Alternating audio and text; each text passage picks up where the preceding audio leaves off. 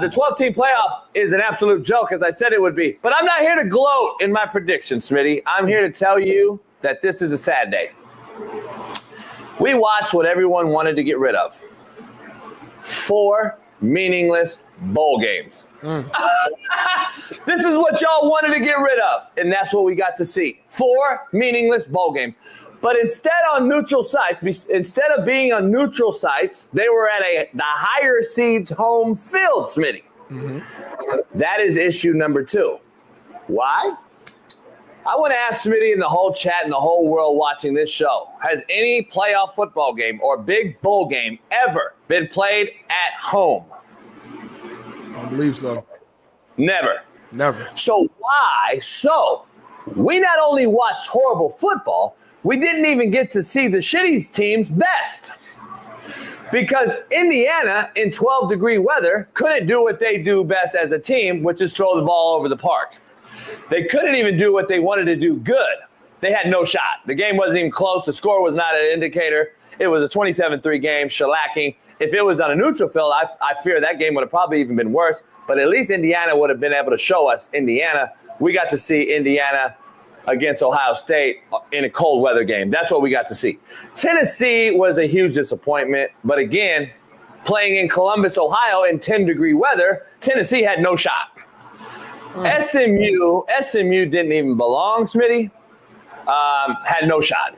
Every single higher-ranked seed were underdogs in Vegas. But what do I know? Make it make sense. The higher seed was the underdog in the playoff, which is supposed to be the best football that y'all wanted. No, you wanted quantity over quality, which I told you would bite you in the ass. Penn State beats nobody, Smitty. They get SMU first round, which shouldn't be in, blow them out, as I said they would. And now they get Boise State. Okay, just hear me out. Oregon goes undefeated, having beat 3 teams in this playoff tournament, including the team that beat the shit out of Penn State in Ohio State, and gets rewarded by playing Ohio State again for a second time. Makes perfect sense, right, committee? Penn State gets SMU, which shouldn't be in. Then they beat the shit out of them, and now they get Boise. While Oregon goes undefeated, telling everybody in the world the regular season means absolutely nothing. And then now they get to play Ohio State for a second time. I get playing them for a second time in the Natty, Smitty.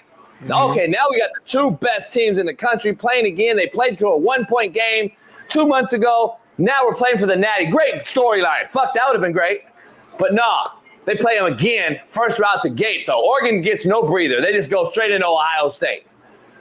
It's a mockery. This is an absolute joke. And anyone who thinks otherwise just wants to watch bullshit football for shits and giggles.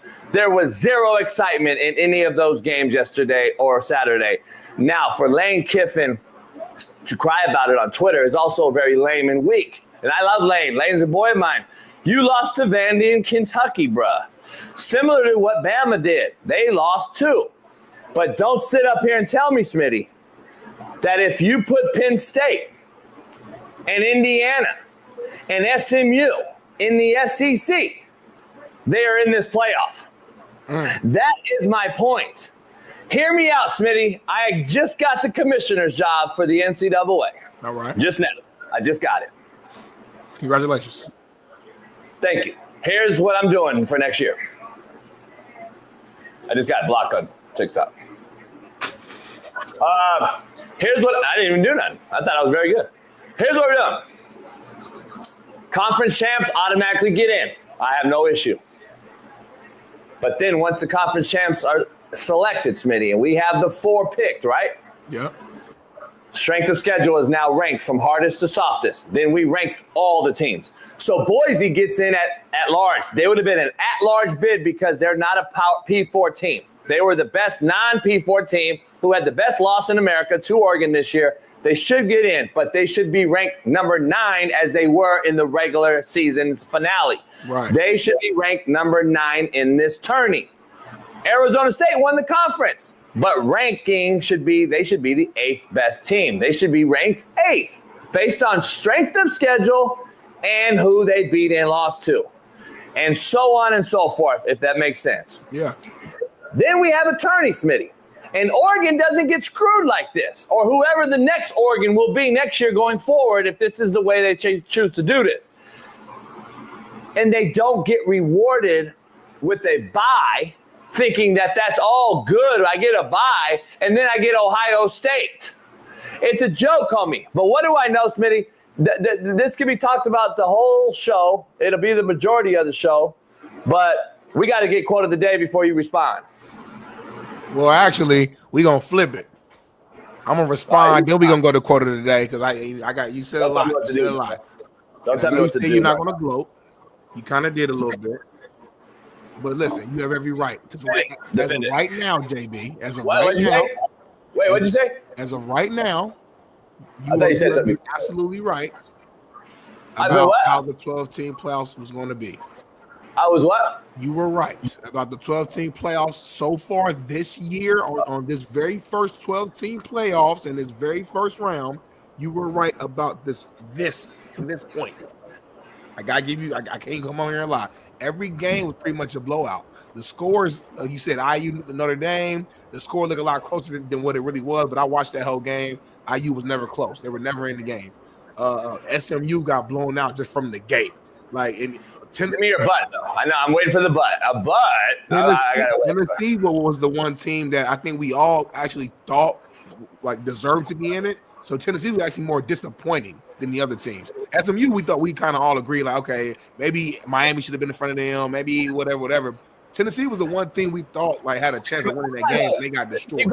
Keep going, but I just want to interrupt as you're talking. Remember on this show, when I did my bracket, I told y'all Tennessee was fugazi. They were a fraud. But go ahead. Which is why I'm giving you your flowers and telling you that you were right. But you were right in the sense that the committee didn't pick the best 12 teams. I'm not on the side of this is 100% proof that the 12-team playoffs just don't work. No, you have to get the right teams in. Now, the hardest thing about this, though, and the thing that makes me concerned moving forward is, if we're going on a stricter schedule kind of side, which I understand that, right? Are we going to start putting in teams that are lost 4 games, lost 5 games because they play in the SEC versus playing in, the Big 12 or the Big 10? Or are we going to at some point it is damn, I understand your stricter schedule was a little harder, but you lost 5 games, at some point it's damn. I understood why Bama didn't get in. I understood why Ole Miss didn't get in. I understood why some of these teams didn't get in. But I also understand what you're saying is well, I played harder teams than you did. So, yeah, I'm going to lose more games than you did. So I just think finding that balance is going to be extremely tough because we all have different schedules. We all play different teams. We all have, it's going to be tough to figure out who gets those last few spots. I was always the culprit who said I thought an 18 would be perfect. I said it on this show multiple times. I thought because I think where the bracket is at right now, this next round of games, I think overall is going to be really good. I truly believe that. Yeah, but that's why this first round was a fucking meaningless bowl game round, which I've been telling y'all. Here's what I want to be clear with. I had Tennessee on the bracket I made, no shit, but you guys didn't listen to the discussion. I had them because they were picked as the SEC representative other than that Texas-Georgia SEC title game team. I said I would have had Ole Miss, Bama, and South Carolina in. I told you, I showed you my bracket. I'm telling you that Tennessee should have been the 4th seed with a bye because that's who they chose to put in there. I didn't. That's all I'm saying. Here's the issue to Smitty's point. I get what you said, but at the same time, those 4 teams we just watched shouldn't have been in. And I argue those are the teams I actually said shouldn't be in. The teams that played are actually the teams. Remember I said Penn State shouldn't get in. I said Indiana shouldn't get in. SMU shouldn't get in. I said Notre Dame was on the cusp because of their choice to not get into a conference. They look good, though. Notre Dame deserves to be in. Yeah, they look good, but I'm just saying we have a lot of teams that we could say that about. South Carolina beat Clemson and owned the state of South Carolina. By the way, if we break down Clemson, okay, who I also said, They won the conference, which this is weird because I said they shouldn't be in. Okay, just so we're clear, they lost to it. So let me make this as eloquent as I can. Yeah. Y'all talked about the SEC this year and all this old shit, and now Tennessee's getting blamed for the SEC being garbage. But you guys are crazy. Number one, all the conferences, in my opinion, are watered down as normal, but SEC still, per strength of schedule, had the best strength of schedule, the hardest strength of schedule per league of anybody. It's fact. Go look at the stat data. Number one. Number two, Clemson opened up the season with who? Georgia, yeah. Got mollywopped. Okay? They played another SEC team later in the year against who? In their own state. South Carolina. Lost. Who they just lose to in the playoff? Texas. But what conference are they in? SEC. Okay. So, we had a team that lost to 3 SEC teams. Not close, really, either. Let's be real. And we're going to keep a team in the conference that's much better than your conference, who just beat you in your own state, out, but we'll put SMU in and they lost their last game against Clemson in that title game and lost to BYU during the year. So listen, man, I just think it's all, we can all do the old 20 for 20 and if half dozen eggs this way and a dozen this way, and your auntie's my boss, she'd be my uncle. If it was a 50, I'll be drunk is what I grew up on, but I hear you. But the bottom line is those are facts I just said. Yeah, but they lost the 3 SEC. Okay, so now you're saying let's punish SMU for making the conference game. Not punish. Go to strength of schedule. The team that didn't make it, and then they it gets weird at that point. Like go to my layout I just gave you. If I'm the commissioner, I didn't say you don't. Smitty, you don't reward a losing team. Bama got screwed before when it was just 4. Georgia got screwed last year when it was just 4. You don't go and reward the losing team when your strength of schedule is ass. The SMU strength of schedule was 75th in the country, Smitty. So they lost to Clemson. Fair. You had a great year, guys, 10-2, but you don't get in the big dog tournament.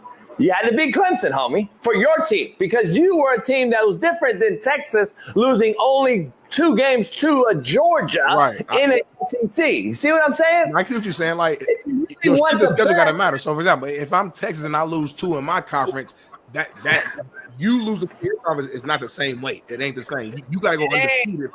It ain't. And we got to. That's how this would have been a real tournament. And then you rank them 1 through 12.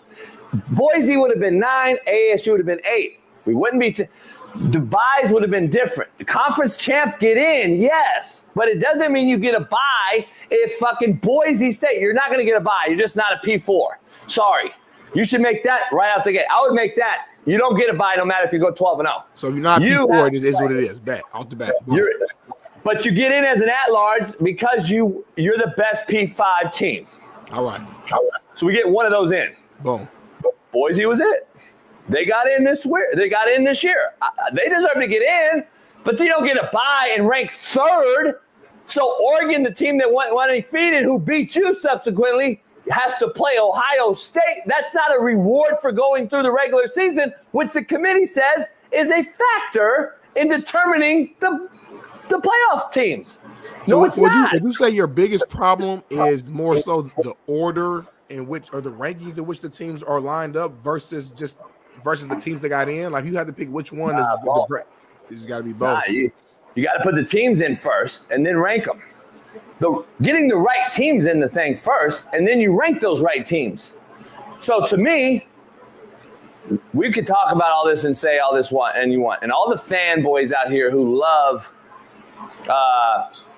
their teams are going to be automatically against what I'm about to say. But the truth of the matter is, you can't sit up here and tell me that there wouldn't have been funner games if you had Ole Miss, South Carolina, and Bama in this tournament. And I would throw Miami in the tournament just for conversation over the other team, Indiana. So don't tell me that we wouldn't have had funner games. Now, Here's the issue I have. The number one issue, if you're going to make these meaningless bowl games, why are we playing them at your home field? Why aren't these indoors in warm climate areas? The Rose Bowl, or at least if we're outdoors, we're in California or Arizona or Florida. Why are we not in Atlanta, where you play everything in the Mercedes-Benz Stadium? And why are we not in Dallas, where you play everything indoors? Why are we playing these games? Why would you put the fan bases and the audience and the people watching through those horrific games? We've never had a playoff where the home team hosted in January. Smitty, end of December. You know what I mean? Yeah. January They're weather. trying to reward the higher seeds for having a good season. That's their way of doing it. That's what I'm saying. It's not a playoff. Smitty, the basketball tournament, no one plays at home. UCLA is the number 1 seed. They'll get to fucking host North Carolina, the 8th seed, at Pauley Pavilion. And UCLA, homie, they're the West Region champ. Yeah, obviously they'll play in the region maybe, but they're playing at home. Notre Dame, so Notre Dame, you're the champ of the Midwest or whatever. Guess where we're putting you? In fucking Naptown in the Colt Stadium. Right, Lucas Oil Stadium. You're going to play at Lucas Oil Stadium on Saturday that has no conflict with nothing else. High school's over. NFL's the next day. And you're going to play right here Saturday, Lucas Oil Field. And guess what? Notre Dame, Indiana at Lucas fucking Oil would have been a great fucking spot 100%. The other day. But we're playing in 12-degree weather where the team like Indiana, who's finesse, who throws it all over, can't even throw the ball because it's a rock. And it's slippery and cold as shit. You can't throw in that climate. I told you I picked the running back Love for Notre Dame on the show. He fucking was my captain in my DFS. Head on over to Prize Picks. He fucking had 50 fucking fantasy points as captain because a 98-yard run put him over the top for me. And I told you they weren't going to be able to tackle him in cold weather right on the fucking show. But what do I know? He fucking, what do you have, 200? I'm just saying. So what I'm saying is, you gotta understand. I love cold weather, Dros Andrews. No, I'm not speaking as a SoCal guy because I played my whole college career and professional career in cold weather. I'm speaking of what the fucking people want. We don't want a playoff with teams in it that look like we just saw. We want them in warm weather, like all the playoff games have ever been in the history of football. We play it in warm weather, controlled environment, or in warm weather states. That's why the Super Bowl isn't played in fucking Indiana. Do you guys understand where the Super Bowl's played? We hosted one time. Indoors, homie, is my point. I'm just saying. I'm just making sure. I'm throwing out a cold weather fucking city, homie. Right. You go to warm weather climates. That's why the Super Bowl's played in warm weather. Vegas, LA, Miami. List goes on and on. It's not a secret. Are you guys just figuring this out? They don't play in fucking Alaska? I'm just saying, Smitty, put these guys in controlled environments to get at least better games, and then seed it right. We just fucking, we're all over the place. You're going to touch back on this, I'm sure, later, especially as we bring our guests on. But it's time for my favorite segment of the day, man. It's the quote of the day brought to you by BetUS. Go to BetUS right now. Use the promo code JB. Tell them that we sent you there and get all the perks that come with it, JB. What's the perks again? Listen again. What you get when you sign up? 150% bonus up to your first deposit up to $2,000 using our promo code CoachJB. And also you get protection and insurance. So head on over to BetUS today. Bet tonight's Monday Night Football games plus Christmas Day games. And the NBA is in full swing. So head on over to BetUS now. Smitty, quote of the day. Don't let your bad days trick you into thinking you have a bad life. Damn, somebody need to hear that today. Somebody in this chat, I wish I had some church music underneath me right now. Somebody needs to hear what you just said, JB. Don't let your bad days trick you into thinking you have a bad life. You might have a bad week. You might have a bad month. You might have a bad quarter. But that don't mean your life is bad, man. Look at all the positives you got in your life. Look at the fact that you even up, which means you have an opportunity to survive, to do better, to grow. A bad day don't mean you got a bad life. I like that, JB. That's a top 10 meaningful quote. Not like top 10 like the bars were so crazy, creativity, but just a top 10 meaningful quote that we needed that today. I needed that. I like the setup. I'm so open. I got no computer screen in front of me. Now I got the big screen. You're on the big screen. It's open wide. Enoch hooked it up. Shout out to Enoch. Our guy to hook it up. Contrary to belief, brought to you by Prize Picks. Head on over to Prize Picks. I know Brian Case uses a lot of different apps. He's texting me, sending me his winnings over the weekend. I won me some little things on Prize Picks over the weekend by picking J Love for Notre Dame as my captain, like I said. But what do I know? Contrary to belief, brought to you by Prize Picks. Head over there, use my promo code Coach JB. Smitty, I do a thing called What I Want.